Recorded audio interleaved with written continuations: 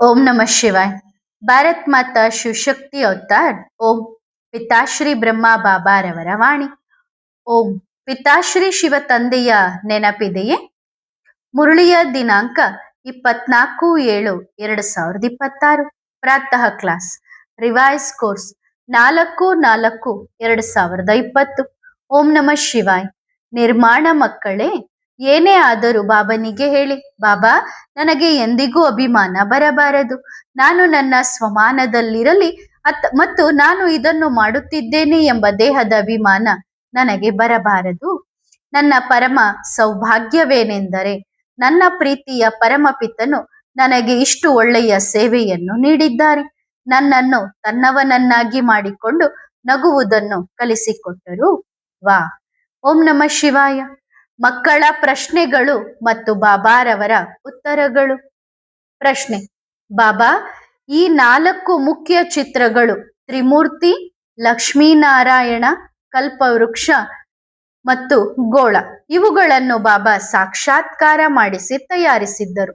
ಇದರಲ್ಲಿ ಯಾವ ಯಾವ ಆಳವಾದ ರಹಸ್ಯಗಳಿವೆ?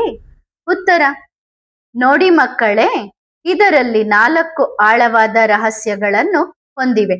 ತ್ರಿಮೂರ್ತಿಯ ಚಿತ್ರ, ಇದರಲ್ಲಿ ಕೇವಲ 2 ಮೂರ್ತಿಗಳ ಗಾಯನವಿಲ್ಲ, ತ್ರಿಮೂರ್ತಿಗಳ ಗಾಯನವಿದೆ. ಬ್ರಹ್ಮ, ವಿಷ್ಣು, ಶಂಕರ ಮೊದಲು ಅವರೇ ಇರುವುದು, ಏಕೆಂದರೆ ಮೊದಲು ಸೂಕ್ಷ್ಮವತನ ತಯಾರಾಯಿತು.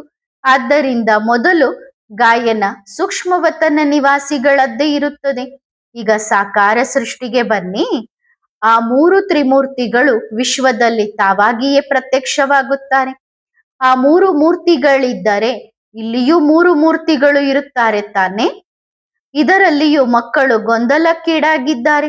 ಆದರೆ ಗೊಂದಲ ಬಗೆಹರಿಯುವ ಸಮಯ ಬಂದಿದೆ. ಮೆಲ್ಲ ಮೆಲ್ಲನೆ ಅರ್ಥವಾಗುತ್ತದೆ. 2ನೇ ಚಿತ್ರ ಯಾವುದು ಹೇಳಿದೆ? ಲಕ್ಷ್ಮೀನಾರಾಯಣನದ್ದು. ಅದರಲ್ಲಿ ಬರೆದಿರುವುದು ಬಹಳ ರಹಸ್ಯಮಯವಾಗಿತ್ತು. ಆ ಸಮಯದಲ್ಲಿ ಸಾಕ್ಷಾತ್ಕಾರದಲ್ಲಿ ರಹಸ್ಯಗಳು ತೆರೆದುಕೊಳ್ಳುತ್ತಾ ಹೋದವು. ಬರೆಯಲು ಪುಟಗಳು ಕಡಿಮೆಯಾದವು, ಆದರೆ ರಹಸ್ಯಗಳು ಕಡಿಮೆಯಾಗಲಿಲ್ಲ.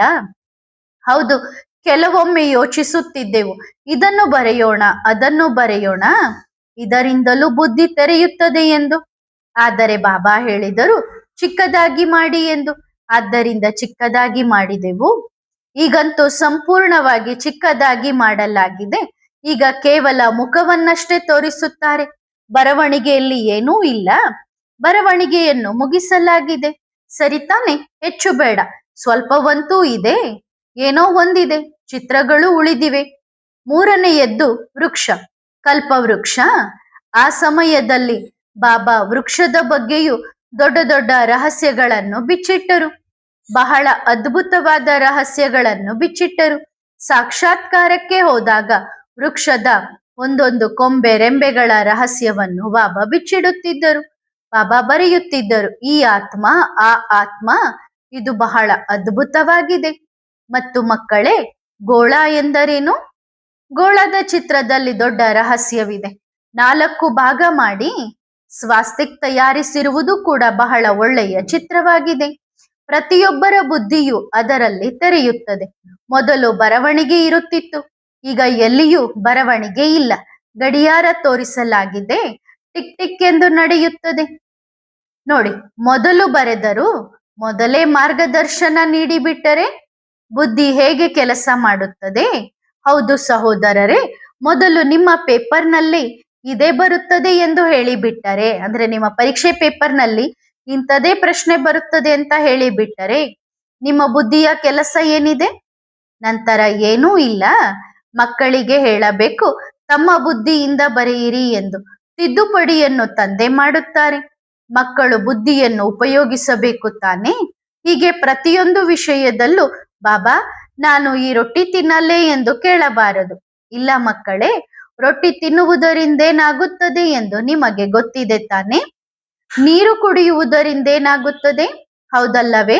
ನಂತರ ಹೇಳುತ್ತಾರೆ, ಇದರಿಂದ ಲಾಭ ಮತ್ತು ನಷ್ಟವೇನು ಎಂದು.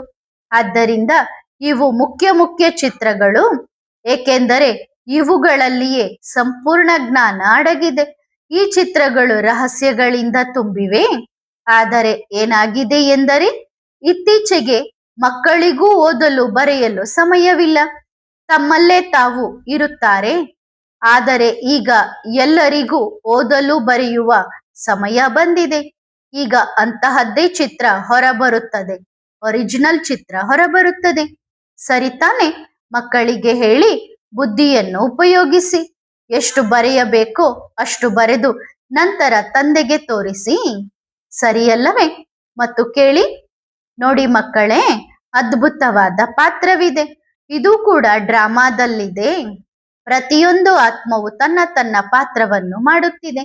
ಆದರೆ ಪಾತ್ರ ಮಾಡುತ್ತಾ ಮಾಡುತ್ತಾ ನಿರ್ದೇಶಕರು, ಡೈರೆಕ್ಟರ್ ಕೂಡ ನೋಡುತ್ತಿದ್ದಾರೆ ಎನ್ನುವುದನ್ನು ಮರೆತು ಬಿಟ್ಟಿದ್ದಾರೆ. ಪಾತ್ರ ಮಾಡುತ್ತಾ ಮಾಡುತ್ತಾ ಆತ್ಮಗಳು ನಿರ್ದೇಶಕರು ಯಾವ ಯಾವ ಪಾತ್ರ ನೀಡಿದ್ದರೋ ಎನ್ನುವುದನ್ನು ಮರೆತಿವೆ. ನಿರ್ದೇಶಕರು ಹೇಳಿದ್ದರು ಸತ್ಯಯುಗವನ್ನು ತಯಾರಿಸಬೇಕು ಎಂದು. ಆದರೆ ಪಾತ್ರಧಾರಿಗಳು ತಮ್ಮ ಬುದ್ಧಿಯನ್ನು ಉಪಯೋಗಿಸಿ ಬೇರೇನೋ ತಯಾರಿಸಿದರು. ನಾವು ಮಾತ್ರ ನಮ್ಮ ಬುದ್ಧಿಯನ್ನು ಎಂದಿಗೂ ಉಪಯೋಗಿಸಲಿಲ್ಲ. ಪ್ರಶ್ನೆ: ಯಾರು ಗೊಂದಲ ಮಾಡುತ್ತಿದ್ದರೋ ಅವರಿಗೆ ಬಹಳ ದೊಡ್ಡ ಶಿಕ್ಷೆ ಸಿಗುತ್ತದೆಯೇ? ಉತ್ತರ: ನೋಡಿ ಮಕ್ಕಳೇ, ಡ್ರಾಮಾದಲ್ಲಿ ಪ್ರತಿಯೊಂದು ಆತ್ಮಕ್ಕೂ ತನ್ನದೇ ಆದ ಪಾತ್ರವಿದೆ. ಈಗ ಪಾತ್ರವಂತೂ ನಡೆಯುತ್ತಿದೆ. ಈಗ ಸಮಯ ಬಂದಿದೆ. ಏಕೆಂದರೆ ಮುಕ್ತಿದಾತನು ಮುಕ್ತಿ ಕೊಡಲು ಬಂದಿದ್ದಾನೆ. ಮೊದಲು ಟೀಚರ್ ಆದರು, ಟೀಚರ್ ಆಗಿ ಓದಿಸಿದರು. ಈಗ ಮುಕ್ತಿ ಕೊಡುವ ಮುಕ್ತಿದಾತನಾಗಿದ್ದಾರೆ. ಎಲ್ಲರ ಲೆಕ್ಕಾಚಾರವನ್ನು ಚುಕ್ತ ಮಾಡಿ ಮುಕ್ತಿಧಾಮಕ್ಕೆ ಕರೆದೊಯ್ಯುತ್ತಾರೆ. ಯಾರು ಇಷ್ಟು ಸಮಯದಿಂದ ಬಂಧನದಲ್ಲಿದ್ದು ತಂದೆಯನ್ನು ಕೂಗುತ್ತಿದ್ದಾರೋ ಅಂತಹ ಒಂದೊಂದು ಮಗು ಈಗ ಬರುತ್ತದೆ. ಮಕ್ಕಳಲ್ಲಿ ಈಗ ಎಷ್ಟು ಶಕ್ತಿ ಬರುತ್ತದೆ ಎಂದರೆ ಬಂಧನಗಳು ತಾವಾಗಿಯೇ ಕಡಿದು ಹೋಗುತ್ತವೆ. ಏಕೆಂದರೆ ಅಷ್ಟು ಪವರ್ ಬರುತ್ತದೆ. ಒಳ್ಳೆಯದು ಮಕ್ಕಳೇ. ಪ್ರಶ್ನೆ: ಭಕ್ತಿ ಮಾರ್ಗದಲ್ಲಿ ಕತೆ ಇದೆ. 16,108 ರಾಣಿಯರನ್ನು ಒಬ್ಬ ಹಸುರನು ಬಂದಿಯಾಗಿಸಿಟ್ಟಿದ್ದನು. ಶ್ರೀಕೃಷ್ಣನು ಅವನನ್ನು ಕೊಂದು ಅವರನ್ನು ವಿವಾಹವಾಗುತ್ತಾನೆ. ಇದರ ರಹಸ್ಯವೇನು? ಉತ್ತರ: ನೋಡಿ ಮಕ್ಕಳೇ, ಇದು ಇಲ್ಲಿಯದೇ ಗಾಯನವಾಗಿದೆ. ಈಗ ದೃಶ್ಯವನ್ನು ನೋಡಬೇಕಲ್ಲವೇ? ದೃಶ್ಯವನ್ನು ನೋಡಬೇಕು ಅಥವಾ ಕೇಳಬೇಕು? ನೋಡಬೇಕೆಂದರೆ ದೃಶ್ಯವನ್ನು ತೋರಿಸೋಣವೇ? ಪ್ರತಿಯೊಬ್ಬ ಮಗುವು ದೃಶ್ಯವನ್ನು ನೋಡಲಿ. ದೃಶ್ಯವನ್ನು ನೋಡುವುದರಲ್ಲಿ ಬಹಳ ಮಜಾ ಇರುತ್ತದೆ. ಸರಿಯಲ್ಲವೇ? ಹೇಳಿದರೆ ನಂತರ ಏನೂ ಇರುವುದಿಲ್ಲ. ಮೊದಲೇ ಹೇಳಿಬಿಟ್ಟರೆ ನೀವು ಹೇಳುತ್ತೀರಿ ನಮಗೆ ಮೊದಲೇ ಗೊತ್ತಿತ್ತು ಎಂದು. ಹಾಗಾದರೆ ನಮಗೇಕೆ ಹೇಳಲಿಲ್ಲ? ಆದರೆ ಈಗ ಒಂದೊಂದು ಮಗುವಿಗೂ ತೋರಿಸುತ್ತೇವೆ. ಪ್ರಶ್ನೆ: ನಿಖರವಾದ ನೆನಪು ಎಂದರೇನು? ನೆನಪಿನ ಸರಿಯಾದ ವಿಧಿ ಯಾವುದು? ಉತ್ತರ: ನಿಖರವಾದ ನೆನಪಿನಲ್ಲಿ ಅತ್ಯಂತ ದೊಡ್ಡ ವಿಷಯವೆಂದರೆ ತನ್ನನ್ನು ಆತ್ಮ ಎಂದು ತಿಳಿದುಕೊಳ್ಳುವುದು. ಉದಾಹರಣೆಗೆ, ನೀವು ಯಾವುದೇ ಕರ್ಮ ಮಾಡುತ್ತಿದ್ದರೂ ನಾನು ಆತ್ಮ ಈ ಶರೀರವನ್ನು ನಡೆಸುತ್ತಿದ್ದೇನೆ ಎಂದು ತಿಳಿದುಕೊಳ್ಳುತ್ತೀರಾ? ನನ್ನ ಬಾಬನಿಗಾಗಿ, ನನ್ನ ಮಗುವಿಗಾಗಿ ನಾನು ಭೋಗವನ್ನು ತಯಾರಿಸುತ್ತಿದ್ದೇನೆ. ನಾನು ಆತ್ಮ ಈ ಶರೀರಕ್ಕೆ ಸ್ನಾನ ಮಾಡಿಸುತ್ತಿದ್ದೇನೆ. ನಾನು ಆತ್ಮ ಈ ಶರೀರವನ್ನು ನೋಡಿಕೊಳ್ಳುತ್ತಿದ್ದೇನೆ. ಆದರೆ ನಾನು ಆತ್ಮ. ನಂತರ ಆತ್ಮದ ಜೊತೆಗೆ ಯಾರ ನೆನಪು ಬರುತ್ತದೆ? ನನ್ನ ಬಾಬಾ. ಅವರೂ ಆತ್ಮವೇ, ಆದರೆ ಅವರು ಪರಮಾತ್ಮ. ನಾನು ಹೇಗೋ ನನ್ನ ಬಾಬಾ ಹಾಗೆ, ನನ್ನ ಬಾಬಾ ಹೇಗೋ ನಾನು ಆತ್ಮ ಹಾಗೆ. ಅಕ್ಯುರೇಟ್ ವಿಧಿ ಇದೇ ಆಗಿದೆ. ಎರಡನೇ ವಿಧಿ ಬಹಳ ಸುಲಭವಾದ ವಿಧಿ. ಬಾಬಾ ಪದೇ ಪದೇ ಹೇಳುತ್ತಾರೆ 8 ಗಂಟೆ ನೆನಪು ಮಾಡಿ ಎಂದು. ಏಕೆಂದರೆ ನಮಗೆ ತಿಳಿದಿದೆ 8 ಗಂಟೆ ಈ ವಿಧಿಯಲ್ಲಿ ಯಾರೂ ಇರಲು ಸಾಧ್ಯವಿಲ್ಲ. ಆದ್ದರಿಂದ ಎರಡನೇ ವಿಧಿ ಎಂದರೆ ಬಾಬನ ಜೊತೆ ಮಾತನಾಡುವುದು. ನಡೆಯುತ್ತಾ ಸುತ್ತಾಡುತ್ತಾ ಬಾಬಾ ಇದು ಹೇಗೆ ಆಗುತ್ತದೆ? ನಂತರ ಕುಳಿತುಕೊಂಡು ಕೂಡ ಬಾಬನ ಜೊತೆ ಮಾತನಾಡುವುದು. ತನ್ನ ಸ್ವಮಾನದಲ್ಲಿ ಇರುವುದು. ನೋಡಿ, ನನ್ನನ್ನು ಯಾರು ಇಷ್ಟಪಟ್ಟಿದ್ದಾರೆ? ಅತ್ಯಂತ ದೊಡ್ಡ ಗೌರವ ಯಾವುದು? ನನ್ನನ್ನು ಯಾರು ಇಷ್ಟಪಟ್ಟಿದ್ದಾರೆ? ಪ್ರಪಂಚದ ಯಾವುದಾದರೂ ದೊಡ್ಡ ವ್ಯಕ್ತಿ ಇಷ್ಟಪಟ್ಟರೆ ಎಷ್ಟು ಅಭಿಮಾನ ಬರುತ್ತದೆ. ಆದರೆ ನಮಗೆ ಅಭಿಮಾನವಲ್ಲ, ಸ್ವಮಾನ ಬರಲಿ. ಚೆಕ್ ಮಾಡಿ. ನನ್ನನ್ನು ಇಷ್ಟಪಡುವವರು ಯಾರು? ನನ್ನನ್ನು ಮೂರು ಲೋಕಗಳ ನಾಥ ಮಾಲೀಕ ಇಷ್ಟಪಟ್ಟಿದ್ದಾರೆ. ಬಾಬಾ ನನ್ನನ್ನು ತನ್ನವರನ್ನಾಗಿ ಮಾಡಿಕೊಂಡಿದ್ದಾರೆ. ಇದು ಎಷ್ಟು ದೊಡ್ಡ ವಿಷಯ! ನನ್ನ ಪರಮ ಸೌಭಾಗ್ಯವೇನೆಂದರೆ ನನ್ನ ಪ್ರೀತಿಯ ಪರಮಪಿತನು ನನಗೆ ಇಷ್ಟು ಒಳ್ಳೆಯ ಸೇವೆಯನ್ನು ನೀಡಿದ್ದಾರೆ. ನನ್ನನ್ನು ತನ್ನವರನ್ನಾಗಿ ಮಾಡಿಕೊಂಡು ನಗುವುದನ್ನು ಕಲಿಸಿಕೊಟ್ಟರು. ವಾ, ಬಹಳ ಒಳ್ಳೆಯ ಸಾಲು. ಯಾರೋ ನನ್ನನ್ನು ತನ್ನವರನ್ನಾಗಿ ಮಾಡಿಕೊಂಡು ನನ್ನ ಪ್ರೀತಿಯ ಪರಮಪಿತ ಪರಮಾತ್ಮನು ನನ್ನನ್ನು ತನ್ನವರನ್ನಾಗಿ ಮಾಡಿಕೊಂಡರು, ನನ್ನನ್ನು ಅಪ್ಪಿಕೊಂಡರು ಮತ್ತು ನಗುವುದನ್ನು ಕಲಿಸಿಕೊಟ್ಟರು. ಎಷ್ಟು ಪ್ರೀತಿಯ ವಿಷಯ ನೋಡಿ. ಆದ್ದರಿಂದ ಅಭಿಮಾನವಲ್ಲ, ಸ್ವಮಾನದಲ್ಲಿ ಸ್ಥಿತರಾಗಿರಿ. ಬಾಬಾ, ನಾನು ನಿಮಿತ್ತನಾಗಿದ್ದೇನೆ, ಮಾಡಿಸುವವರು ನನ್ನ ಬಾಬಾ. ಈ ಸ್ವಮಾನ ಬಂದರೆ ಎಂದಿಗೂ ಅಭಿಮಾನ ಬರಲು ಸಾಧ್ಯವಿಲ್ಲ. ಏನೇ ಆದರೂ ಬಾಬನಿಗೆ ಹೇಳಿ, ಬಾಬಾ ನನಗೆಂದಿಗೂ ಅಭಿಮಾನ ಬರಬಾರದು. ನಾನು ನನ್ನ ಸ್ವಮಾನದಲ್ಲಿರಲಿ ಮತ್ತು ನಾನು ಇದನ್ನು ಮಾಡುತ್ತಿದ್ದೇನೆ ಎನ್ನುವ ದೇಹದ ಅಭಿಮಾನ ನನಗೆ ಬರಬಾರದು. ಏಕೆಂದರೆ ಮಕ್ಕಳೇ, ತಮ್ಮನ್ನು ತಾವು ಚೆಕ್ ಮಾಡಿಕೊಳ್ಳಿ. ತಂದೆಯವರಾಗುವ ಮೊದಲು ಏನಾಗಿದ್ದೀರಿ ಮತ್ತು ತಂದೆಯವರಾದ ನಂತರ ಈಗ ಏನಾಗಿದ್ದೀರಿ? ಆದ್ದರಿಂದ ಚೆಕ್ ಮಾಡಿಕೊಳ್ಳಿ ಮತ್ತು ಚೇಂಜ್ ಮಾಡಿರಿ. ಚೆಕ್ ಮಾಡಿ, ಎಲ್ಲಿ ನನಗೆ ಅಭಿಮಾನ ಬರುತ್ತಿಲ್ಲ ತಾನೆ? ಬಾಬನ ಜೊತೆ ಮಾತನಾಡಿ, ಬಾಬಾ ನನಗೆ ಯಾವುದೇ ವಿಷಯದಲ್ಲಿ ಅಭಿಮಾನ ಬರಬಾರದು. ಏಕೆಂದರೆ ನನಗೆ ಗೊತ್ತಿದೆ, ನಿಮ್ಮ ಹೊರತು ನಾನು ಏನನ್ನೂ ಮಾಡಲು ಸಾಧ್ಯವಿಲ್ಲ, ಅಥವಾ ನಿಮ್ಮ ಹೊರತು ನಾನು ಏನನ್ನೂ ಮಾಡಲು ಆಗುವುದಿಲ್ಲ. ನಿಮ್ಮ ಹೊರತು ನಾನು ಏನೂ ಅಲ್ಲ. ಹಾಗಾದರೆ ಹೇಳಿ, ನಿಮ್ಮಲ್ಲಿ ಏನಾದರೂ ಇದೆಯೇ? ಗುಣಗಳನ್ನು ಯಾರು ನೀಡಿದರು? ರೂಪ ನೀಡಿದವರು ಯಾರು? ವಜ್ರವನ್ನಾಗಿ ಮಾಡಿದವರು ಯಾರು? ಶೂನ್ಯದಿಂದ ವಜ್ರವನ್ನಾಗಿ ಮಾಡಿದವರು ಯಾರು? ನನ್ನ ಬಾಬಾ ಮಾಡಿದರು. ಇದನ್ನು ಮರೆಯಬೇಡಿ. ಮೆಲ್ಲ ಮೆಲ್ಲನೆ ಅಭಿಮಾನ ಬಂದು ಬಿಡುತ್ತದೆ. ಹೇಗೆಂದರೆ, ಯಾರಿಗಾದರೂ ಗಾಳಿ ತುಂಬಿದರೆ ಅವರು ಉಬ್ಬಿಕೊಳ್ಳುತ್ತಾರೆ ಮತ್ತು ನಂತರ ಯಾರು ಗಾಳಿ ತುಂಬಿದರೋ ಅವರನ್ನೇ ಶೂನ್ಯ ಎಂದು ತಿಳಿಯಲು ಪ್ರಾರಂಭಿಸುತ್ತಾರೆ. ಇವರು ನನ್ನ ಮುಂದೆ ಏನೂ ಅಲ್ಲ, ನಾನೇ ಪರಮಜ್ಞಾನಿ ಎಂದು. ಅರೆ, ಎಲ್ಲರಿಗಿಂತ ದೊಡ್ಡ ಜ್ಞಾನಿ ಅವರಾಗಿದ್ದಾರೆ. ನೀವು ಪರಮಜ್ಞಾನಿಯಾಗಿದ್ದೀರಿ. ಅವರು ಪರಮನಿಗಿಂತಲೂ ಪರಮಜ್ಞಾನಿಯಾಗಿದ್ದಾರೆ. ಪ್ರೀತಿಯಲ್ಲಿರಿ, ಪ್ರೀತಿಯಿಂದ ಮಾತನಾಡಿ. ಯಾರಾದರೂ ನಿಮ್ಮ ತಪ್ಪನ್ನು ಹೇಳಿದರೂ ಕೂಡ ಒಳ್ಳೆಯದು, ಸರಿ ತಾನೆ? ನಾವು ಗಮನ ಹರಿಸುತ್ತೇವೆ. ಇದು ಸ್ವಮಾನ ಅಲ್ಲ. ನಾನೆಂದಿಗೂ ತಪ್ಪಾಗಲು ಸಾಧ್ಯವಿಲ್ಲ, ನಾನು ಸಂಪೂರ್ಣನಾಗಿದ್ದೇನೆ ಎಂದು ಹೇಳುವುದು ಇದು ಅಭಿಮಾನ. ನಿಮ್ಮನ್ನು ನೀವು ಚೆಕ್ ಮಾಡಿಕೊಳ್ಳಿರಿ. ಎಲ್ಲಿ ನನ್ನಲ್ಲಿ ಈ ವಿಷಯಗಳು ಬಂದಿಲ್ಲವಲ್ಲವೇ? ಒಳ್ಳೆಯದು. ಬಂದಿದ್ದರೆ ನಾವು ಅದನ್ನು ಪರಿವರ್ತನೆ ಮಾಡುತ್ತೇವೆ. ಸೇವೆ ಮಾಡಿ, ಆದರೆ ಸ್ವಾಭಿಮಾನದಲ್ಲಿದ್ದುಕೊಂಡು, ಅಭಿಮಾನದಲ್ಲಿ ಅಲ್ಲ. ಸರಿಯಲ್ಲವೇ ಮಕ್ಕಳೇ? ಆದ್ದರಿಂದ ಪ್ರತಿಯೊಬ್ಬ ಮಗುವು ಚೆಕ್ ಮಾಡಿಕೊಳ್ಳಲಿ. ನಾನು ತಂದೆಯ ಬಳಿ ಬರುವ ಮೊದಲು ಏನಾಗಿದ್ದೆ ಮತ್ತು ತಂದೆಯವರಾದ ನಂತರ ಏನಾಗಿದ್ದೇನೆ? ಒಳ್ಳೆಯದು. ಇನ್ನು ಏನಾದರೂ ಕೇಳಬೇಕಿದೆಯೇ? ಮಕ್ಕಳು ಹೇಳಿದರು, ಹೌದು ಬಾಬಾ, ಈಗ ಬಹಳಷ್ಟು ಜನರ ಸಂಕಲ್ಪಗಳು ನಡೆಯುತ್ತಿವೆ ಮತ್ತು ಯಾರು ನಿಮ್ಮನ್ನು ಬಾಬನನ್ನು ಭೇಟಿಯಾಗಿದ್ದಾರೋ ಅವರು ಕೂಡ ಬಹಳಷ್ಟು ಪ್ರಶ್ನೆಗಳನ್ನು ಹೊಂದಿರುತ್ತಾರೆ. ನೀವು ನೋಡುತ್ತಲೇ ಇದ್ದೀರಿ. ಆದ್ದರಿಂದ ನೀವು ನಿಮ್ಮ ಕಡೆಯಿಂದಲೂ ಕೆಲವು ವಿಷಯಗಳನ್ನು ತಿಳಿಸಿ. ನೋಡಿ ಮಕ್ಕಳೇ, ಮೊದಲನೆಯದಾಗಿ ಪ್ರಶ್ನೆಗಳಲ್ಲಿ ಸಿಲುಕಿಕೊಳ್ಳಬೇಡಿ. ಯಾವುದೇ ಪ್ರಶ್ನೆ ಪ್ರಸನ್ನ ಚಿತ್ತರನ್ನಾಗಿ ಮಾಡಲು ಸಾಧ್ಯವಿಲ್ಲ. ಅಂದರೆ ಪ್ರಶ್ನೆಗಳು ಜ್ಞಾನಯುಕ್ತವಾಗಿರಬೇಕು, ಕಲಿಸುವಂತಹವು, ಕಲಿಯುವಂತಹವು ಮತ್ತು ತಂದೆಯ ಹತ್ತಿರ ತರುವಂತಹವು ಆಗಿರಬೇಕು. ಪ್ರಶ್ನೆಗಳು ಅಡ್ಡಾದಿಡ್ಡಿಯಾಗಿದ್ದರೆ ನಂತರ ಸ್ವಯಂ ಅಡ್ಡಾದಿಡ್ಡಿಯಾಗಿ ಸಿಲುಕಿಕೊಳ್ಳುತ್ತೀರಿ. ಮಕ್ಕಳು ನಿಶ್ಚಯ ಬುದ್ಧಿಯವರಾಗಿದ್ದಾರೆ. ಮನಸ್ಸಿನಲ್ಲಿ ಒಂದು ವಿಷಯವನ್ನು ಫಿಕ್ಸ್ ಮಾಡಿಕೊಳ್ಳಿ. ನನ್ನ ಬಾಬಾ ನೀವು ಏನು ಮಾಡುತ್ತಿದ್ದೀರೋ ಮತ್ತು ಏನು ಮಾಡುತ್ತೀರೋ, ನೀವು ಏನನ್ನೂ ತಪ್ಪು ಮಾಡುವುದಿಲ್ಲ ಎಂಬ ಸಂಪೂರ್ಣ ನಿಶ್ಚಯ ನನಗಿದೆ. ನನಗೆ ತಿಳಿದಿದೆ ಈ ಡ್ರಾಮಾ ಕಲ್ಯಾಣಕಾರಿಯಾಗಿದೆ, ಏಕೆಂದರೆ ಈ ಡ್ರಾಮಾವನ್ನು ನನ್ನ ತಂದೆ ತಯಾರಿಸಿದ್ದಾರೆ. ಇದರಲ್ಲಿ ಯಾರಿಗೂ ಅಕಲ್ಯಾಣವಾಗಲು ಸಾಧ್ಯವಿಲ್ಲ. ಶೋ ನೋಡಿದರೆ ಶಾಕ್ ಆಗುತ್ತೀರಿ. ಪರದೆಯನ್ನು ನೋಡಬೇಡಿ. ಪರದೆಯ ಹಿಂದೆ ತಂದೆ ನೋಡುತ್ತಿದ್ದಾರೆ. ಪರದೆಯನ್ನು ನೋಡಿ ಟೆನ್ಷನ್ ಮಾಡಿಕೊಳ್ಳುತ್ತಾರೆ. ಪ್ರಶ್ನೆ ಮಾಡುತ್ತಾರೆ, ಇದು ಹೇಗೆ ಸಾಧ್ಯ? ಹೀಗೆ ಹೇಗೆ? ತಂದೆ ಪರದೆಯ ಹಿಂದೆ ನೋಡುತ್ತಿದ್ದಾರೆ. ಆದ್ದರಿಂದ ಪ್ರತಿಯೊಬ್ಬ ಮಗುವಿಗೂ ತಂದೆ ಇದೇ ಸಂದೇಶ ಕೊಡಲು ಬಯಸುತ್ತಾರೆ. ಡ್ರಾಮಾ ಬಹಳ ಕಲ್ಯಾಣಕಾರಿಯಾಗಿದೆ. ತಂದೆಯ ಮೇಲೆ ಸಂಪೂರ್ಣ ನಿಶ್ಚಯ ಎಂದರೆ ಡ್ರಾಮಾದ ಮೇಲೆಯೂ ನಿಶ್ಚಯ. ಆಗ ಪ್ರಶ್ನೆಗಳು ಸಮಾಪ್ತಿಯಾಗುತ್ತವೆ.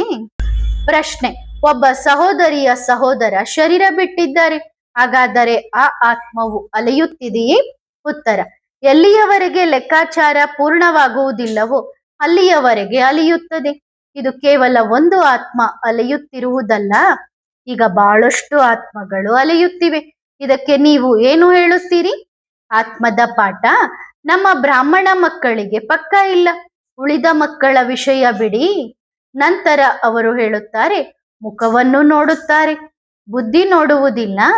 ಮುಖ ನೋಡುತ್ತಾರೆ, ಬಹಳ ದುಃಖ ಪಡುತ್ತಾರೆ. ಏಕೆಂದರೆ ತಂದೆ ಕಲಿಸಿದ ಮೊದಲನೇ ಪಾಠದಲ್ಲಿ ಮೆಜಾರಿಟಿ ಫೇಲ್ ಆಗಿದ್ದಾರೆ.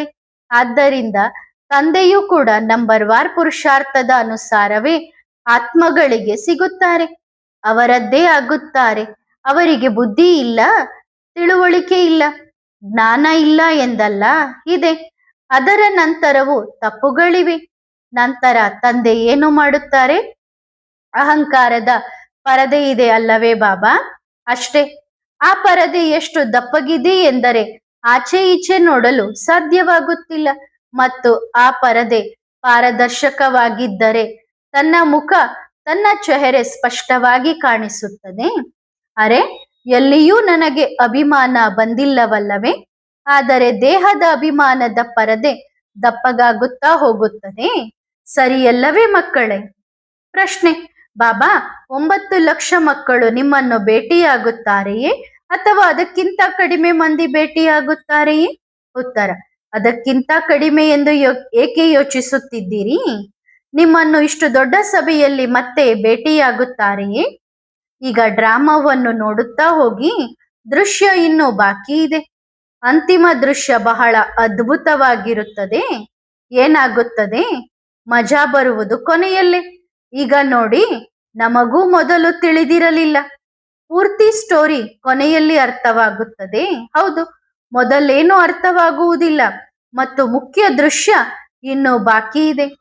ಪೂರ್ತಿ ಫಿಲಂನ ದೃಶ್ಯ ಅಂತಿಮ ಸಮಯದಲ್ಲಿ ಅರ್ಥವಾಗುತ್ತದೆ ಮತ್ತು ಆ ಸಮಯದಲ್ಲಿ ನೀವು ಖುಷಿಯಿಂದ ಕುಣಿಯುತ್ತೀರಿ ಮತ್ತು ಅಳುತ್ತೀರಿ ಕೂಡ. ಯಾರ ಮಾತನ್ನು ಯಾರೂ ಕೇಳುವುದಿಲ್ಲ.